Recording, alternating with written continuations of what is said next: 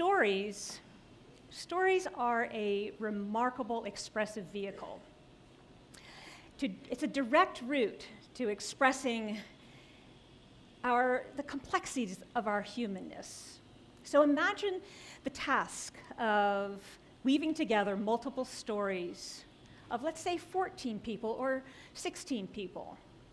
This is what I do as a story choreographer.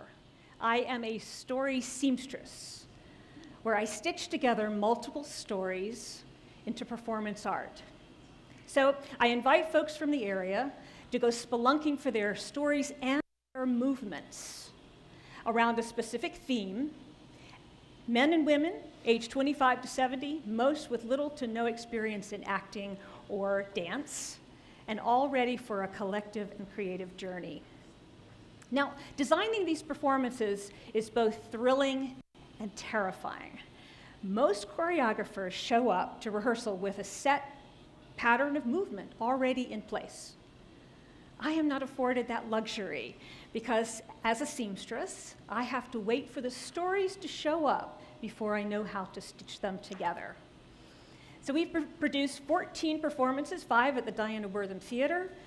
The themes have ranged from a men's piece, a women's piece, one about talking to God, one about our bodies, and one about secrets.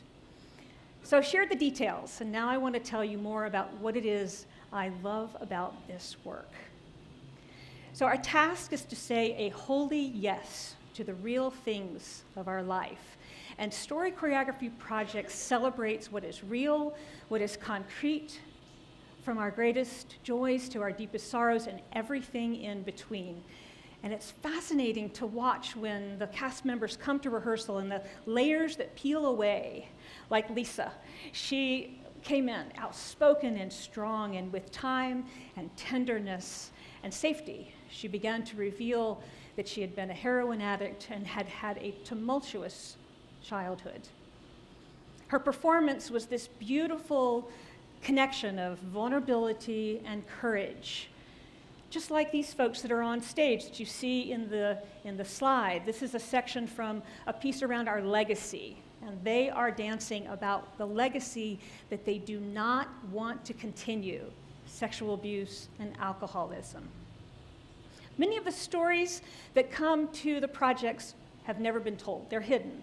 So this one is Mark. He was an only child, and his parents never spoke to each other. So he was the operator, a terrible burden for a young boy, and he had never shared this. So he came to the show Secrets. He shared it, scripted it, rehearsed it, staged it, tech rehearsal, dress rehearsal, 3 performances. He came to the cast party and he said, "I am over this story." You see, he had taken a hidden story and brought it with voice and words and put it truly under the lights and released it. So the stories are woven together in a beautiful, beautiful tapestry. And it's one thread of people's lives that are woven together.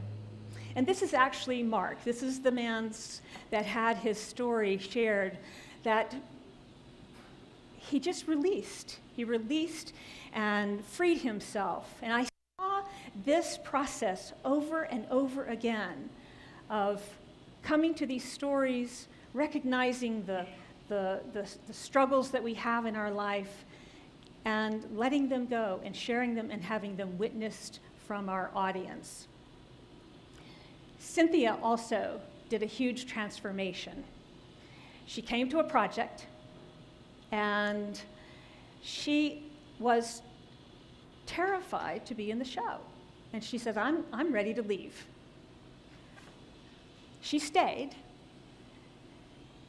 And 1 month before the show, she comes to me and she says, "I have sold 40 tickets, and I want the whole world to see this performance." And again, this is that piece of that transformation and that liberation that I saw time and time again. And Merlinda, she too was This was a new thing for her. She was stepping out of her comfort zone, and I think she knew she didn't have long to live. We didn't know the extent of her cancer. We didn't know that she was getting chemotherapy before rehearsal, but she was a shining, shining star in the show. For me, doing these performances is like looking through a kaleidoscope. I am privileged to have witnessed over 160 stories and people and ways of living their lives through their multiple stories.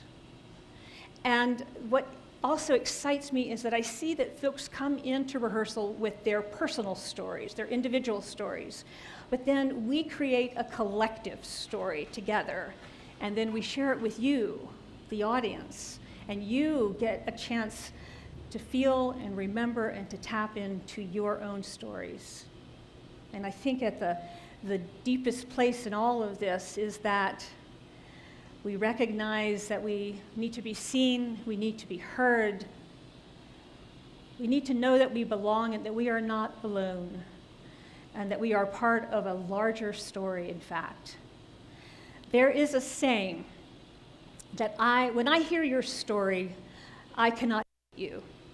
And I really get that, but for me, after 11 years of story choreography projects, I'm going to reframe that and say, when I hear your stories, I love you even more. Thank you.